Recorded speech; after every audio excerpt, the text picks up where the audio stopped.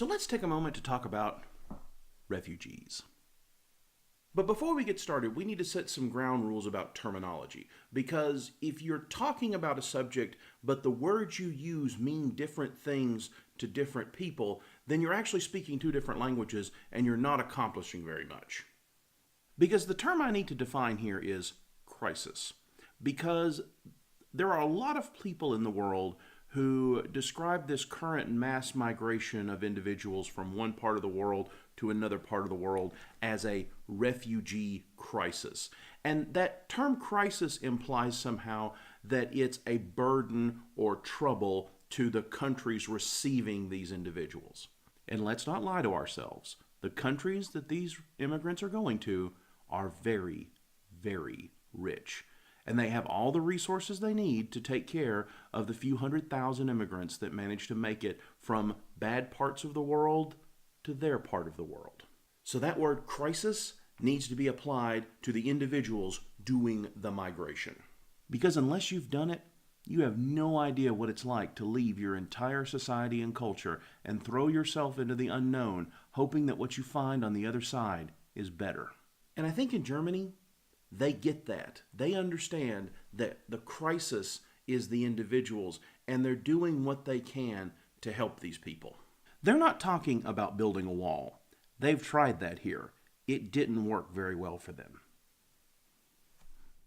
So I've had this really incredible opportunity to visit an education center for refugees that are immigrating into Germany.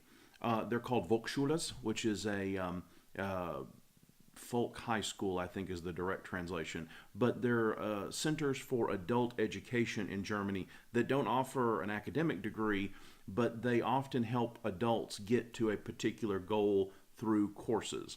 And the family that is hosting me, they are employed by a Volksschule to help refugees get integrated into German culture, German lifestyle, and of course, the German language. And I was invited into this classroom to spend some time speaking with these students. And it struck me how ordinary it was. The people in that classroom were from really all over the place. There were people from Syria, there were people from Iraq, there were lots of people from Africa, places like Gabon, Zimbabwe, that were migrating into Germany. These people all had different races and different backgrounds, but they were working towards a common goal. And in this particular class, the common goal was learning entry-level German. And even though in this particular context, most of the students spoke more English than they did German, we did this really cool classroom exercise where they had to ask questions in German and I had to respond. Wie lang durch die Scheuch in Deutschland? 2 Wochen. Machst du das Bier? Ja, ich liebe Bier. Sind Sie verheiratet? Ja, und ich habe Tochter. Magst du Trump? Nein. But the thing that I really took away from this experience was that these people, these refugees, are not a threat to anyone or anyone's culture or way of life. These people are working to become German. They want to integrate into the society. They want to be normal.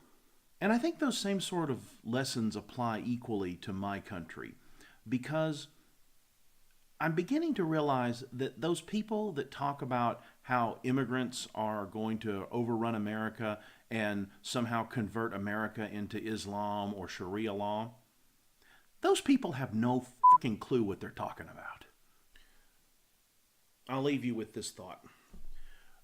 In addition to them asking me questions, I had the opportunity to ask questions of them. And overwhelmingly, they had a very positive view of the United States as a whole, as an entity, as an idea. And when I asked the question about what they liked most about Germany, or why they came to Germany, a few people said more money, they wanted to make money. But the vast majority of those students said they liked Germany because it was safe.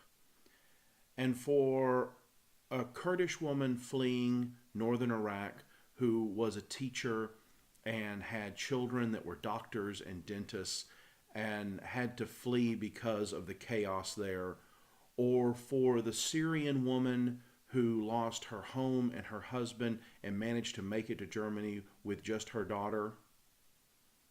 I think feeling safe is a pretty big thing. And as a Western civilization, we need to do more to make people feel welcome and safe.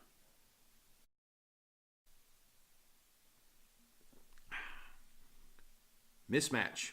It's cola and it's orange and it's good.